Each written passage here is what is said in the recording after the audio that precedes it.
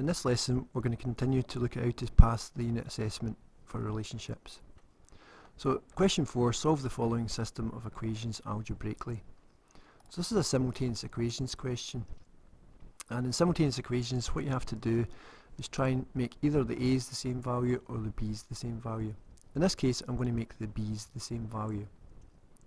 To do that I'm going to multiply the second equation here by 2, because then I have a 2b here and a 2b here. Now when I multiply this equation 2 by 2, I must times the 4 by 2, the b by 2 and the 2a by 2, and that's going to generate that line there.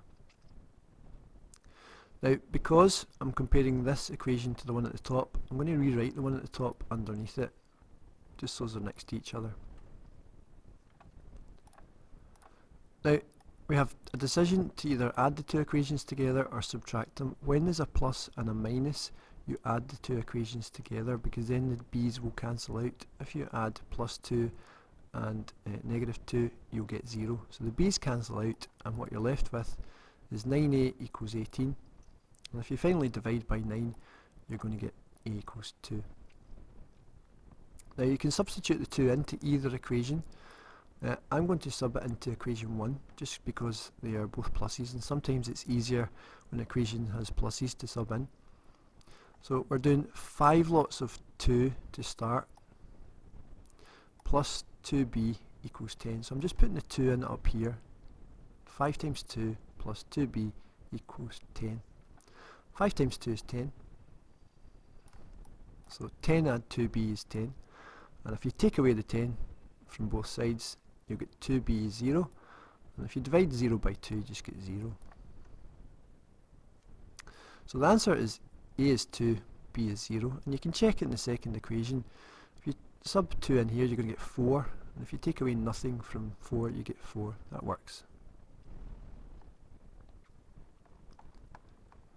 Right, question 5. Change the subject of the formula to C. Now the first thing you notice in this is the fraction. Fractions are quite hard, and change the subject of a formula questions, it's always advisable to get rid of them very quickly if you can. In this case, when you have a half, multiplying by 2 will cancel the half and get rid of the fraction. If you had a third, you would times by 3, and so on. But be careful, when you're multiplying by 2, you need to multiply every bit, the 13, the half, and the 2f. So we'll start with the 2f. If you double that, you get 4f. Double a half, you get 1. And double the 13, you get 26. So I'm just going to change sides now. So as I've got my subject on the left hand side, that's where you want it usually. And if you just take away the 26 now from the 4f, you've rearranged it to C equals.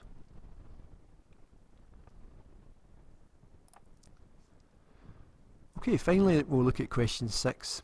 So the diagram shows the parabola with equation y equals kx squared. What is the value of k? So first thing to do is to pick out a coordinate to work with.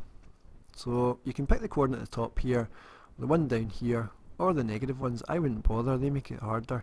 I always go for this one here in the unit assessment. So this coordinate here is 210. So what we're trying to work out here is, this is y equals x squared, but it might be 3x squared or 4x squared or 5. We're not sure until we do this wee bit of maths to work out this number at the front. Now because we've got the 210, we know that the 2 is an x coordinate, and we know the 10 is a y coordinate. So basically you can sub this in up here to work out k. So we've got 10 equals k times, and we're saying x is 2 when y is 10. So put the 2 squared in. Right, work that out. 2 squared is 4. And a wee division by 4. You're always dividing by this number, because it's next to the thing you're trying to find. So we need to divide by 4 to work out what k is. And that's going to give you 2.5, or 5 over 2 if you leave it like that.